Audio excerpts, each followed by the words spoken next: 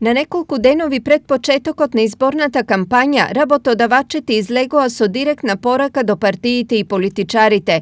Од нив побараа да понудат конкретни и реални решенија за справување со економските последици од пандемијата. Политичките партии да се обидат во своите изборни програми да понудат конкретни решенија за надминување на економските и социјалните последици од COVID-19.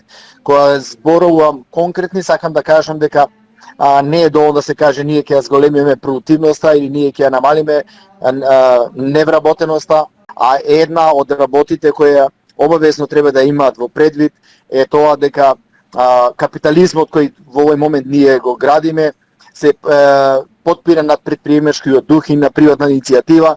Значи, тие морат да обезбедат мерки да го подигнат предприемачкиот дух, особено кај младите луѓе, за субвенционирање на платите и така натаму тие мерки. Оваа последната мерка за зголемување на конкурентноста, мислам, треба да продолжи најмалку уште 6 месеци, па можеби година дена. Истовремено, Организацијата на работодавачи апелира до своите членки и целокупниот бизнис сектор во земјава да преземат одлучни чекори со кои ефикасно ќе ги адаптираат своите деловни активности и процеси кон актуелните економски текови. Мора да размислуваат, така да кажам, добронамерно или развојно, да инвестираат колку што се може во нова опрема, да ја зголема својата иновативност и својата продуктивност. Затоа што светот не мирува и во вакви тешки услови мора да се работи, мора да се ствара, мора да се бориме на пазарите, а тоа не може да го направиме ако ги кренеме двете раци гори, да речеме се предаваме, ова е невозможна мисија и веќе не можеме понатаму. Повикот на работодавачите доаѓа откако претходните нивни анкети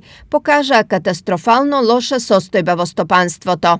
Корона кризата има големо влијание кај над 80% од домашните компании, а дури 40.000 работни места се наоѓаат во непосреден ризик.